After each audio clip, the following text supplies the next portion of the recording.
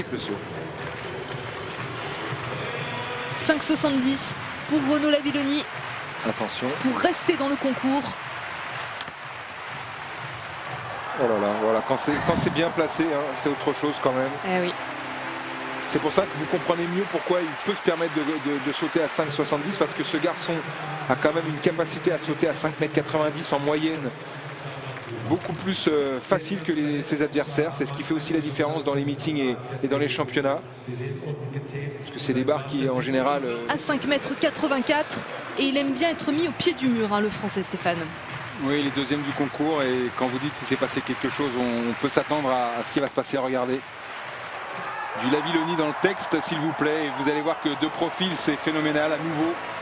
Oui, quand tout est en place en bas, hein, derrière c'est beaucoup plus facile. Un saut extraordinaire là pour Renaud, et qui vient se hisser à la deuxième marque mondiale cette année avec ce saut à 5,84 m, donc c'est un petit peu plus dans ses standards. Et qui bat le record du meeting. Lavilloni qui va tenter un dernier saut à 5,91 m. Alors la victoire elle est acquise, hein, et la performance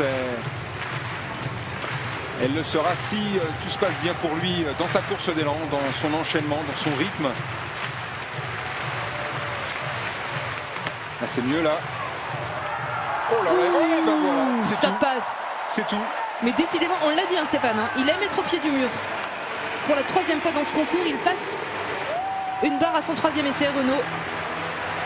Et ça continue, 5,91 m. Oui, voilà, c'est magnifique. Hein. Il était deuxième ex-aequo de bilan mondial. Il passe deuxième tout seul maintenant derrière l'exploit de l'hiver pour l'instant. Le Canadien Sean Barber, le champion du monde en titre. Et c'est 6 mètres, réalisé mi-janvier, effectivement.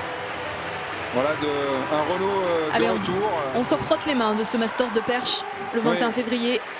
On s'en frotte les mains, mais regardez, on espère surtout qu'il pourra l'aborder chez lui à Clermont-Ferrand le 21. Vous serez en direct sur Eurosport pour suivre ce meeting, en espérant Renaud abordera cette compétition en plein état de forme, parce que regardez, il est strappé de partout, même s'il a un peu de travers. Regardez, ça touche légèrement en descendant. Mais ça reste sur les taquets. Il y a ce qu'il faut. Alors qu'est-ce qu'il va faire maintenant, Renaud? Je pense que 96 et 0,1. Pas de 96, 91 et directement 6,01. Oui, mais sur les montées de barre prévues. Oui, exact. Sur les montées de barre prévues. Donc là, c'est un petit peu plus logique.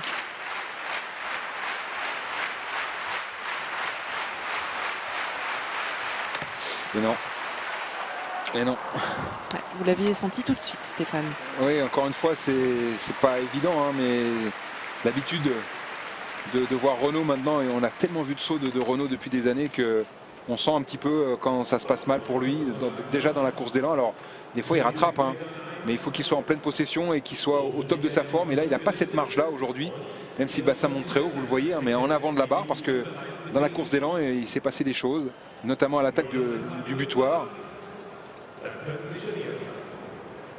Voilà, c'est quand même un très beau saut, hein, un très bel engagement, c'est solide, c'est fort, et il montre encore une fois sur le territoire de Holzdepe, hein, eh bien que c'est lui le boss, hein, devant le meilleur performeur mondial de l'hiver. Eh bien il remporte ce concours. Il les laisse la reprise de l'entraînement après la blessure, si blessure il y a eu. Allez, la deuxième tentative de Renaud Lavilloni à 6,01 m. Allez. C'est mieux. Ah. Ouais, dommage. Encore une fois, là, peut-être les petits pépins qu'il a rencontrés dans sa préparation font qu'il est... Là, aujourd'hui, il est au max.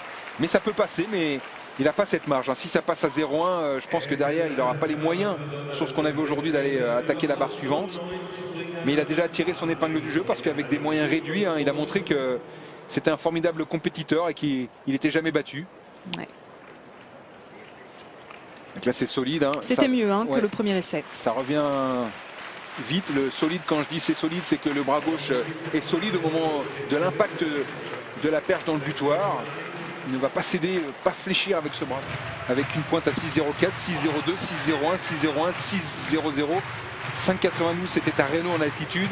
Et puis un saut, on va dire, assez moyen pour lui à 5,92 réussi à Malmö. Donc vous voyez que si on monte sur l'année 2014, là les choses se gâtent un petit peu pour ses adversaires, puisqu'on a un 6-16, record du monde, oui. un 6-0-8 quelques jours avant en Pologne, 6-0-4. Allez, la dernière tentative, voilà. À 6-0-1 pour Renaud Lavillenie. Ouais, voilà. Il en a fallu de peu. Hein. C'est peut-être son meilleur saut du jour, hein, mais il n'est pas en réussite. Je vous l'avais dit, il faut qu'il sorte le saut parfait. C'est peut-être un de ses plus beaux sauts, en tout cas avec le saut à 91. Celui-là, il est parfait, il est bien, mais il manque la réussite. Il est content de quand même. franchir la barre. Il est content, Renaud. 5,91 m, record du meeting. Des points marqués dans ce World Indoor Tour. Et puis, eh bien, il se rassure aussi avec ses 5,91 m.